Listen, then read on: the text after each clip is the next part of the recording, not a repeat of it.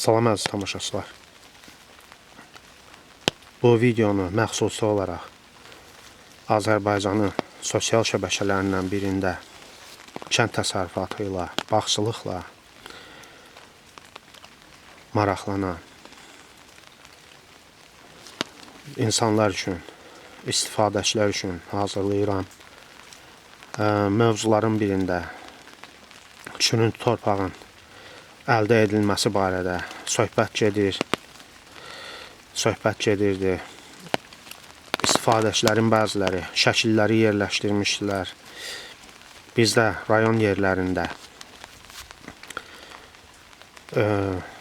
keçmiş vaxtlarda heç vaxt yarpaqlar yandırılmazdı. Biçilmiş ot, alaq otları kənara atılmazdı. Ya quyu qazılıb, ora yığılıb üstü örtülərdi çürüntü torpaq əldə edilməsi üçün, yaxud açıq şəraitdə üst-üstə toparlanıb saxlanılardı və 2 ildən sonra, 3 ildən sonra çox gözəl çürüntü torpaq əldə olunurdu. Həmin çürüntü torpaq da həm ləklərə, həm dibçəklərə vurulurdu, ağacların diblərinə vurulurdu. Təbii gübrədir.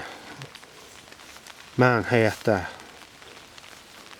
2 yerdə çürüntü torpaq hazırlanması üçün qalıqlar yığmışam üst-üstə. Tərkibində otlar, alaq otları, yarpaqlar, meyvə qabıqları və s. çürüməsi tez başa gələn qalıqlar üst-üstə qalanmış şəkildə gördüyünüz kimi hazırlanıb. Bu birinci qalaqdır. Mən həyətdə eksperiment aparıram. Bir topa qalaq çürüntü torpağın alınması üçün kölgəlikdə, ağacların altında yığılıb. İkinci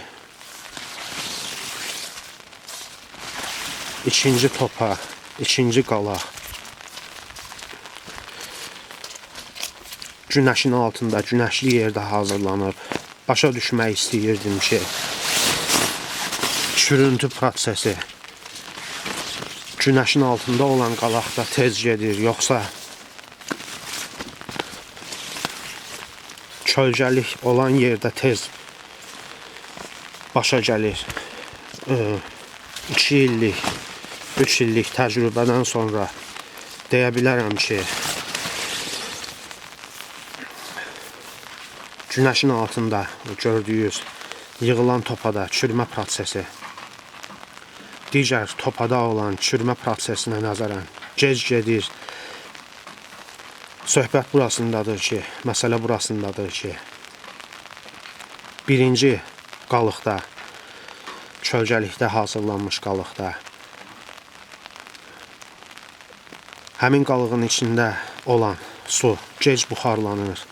Çürümə prosesi qalığın istənilən səviyyəsində, aşağısında, ortasında və üstündə çox sürətlə gedir. Bu günəşin altında yığılan qalaqdakı çürümə prosesi isə aşağısında sürətlə gedir, ortasında lənç gedir, yuxarısında isə daha lənç gedir. Əgər həyətinizdə kompost hazırlamaq üçün, çürüntü torpaq hazırlamaq üçün belə qalaq yığırsınızsa, çalışın onu ağacların altında kölgəlik bir yerdə hazırlayın.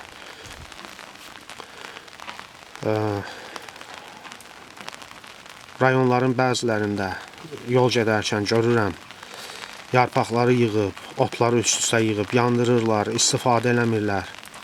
Bu təbii gübrədir, məhsuldarlığı çox yaxşı artırır. Elə yoldaşlar var ki, həyətlərinin pis görünməməsi üçün bu cür qalaqları yığmırlar, yığanda da böğrünü başını nə ilə bağlamağa çalışırlar. Lakin bu açıq şəraitdə olanda lap yaxşı olur. Hər tərəfdən hava işləyir, nəmişlik dəyir. İçində olan həşaratlar da çürümə prosesinə köməklik göstərirlər. Demək istədiklərim bu qədər. Sağ olun, var olun.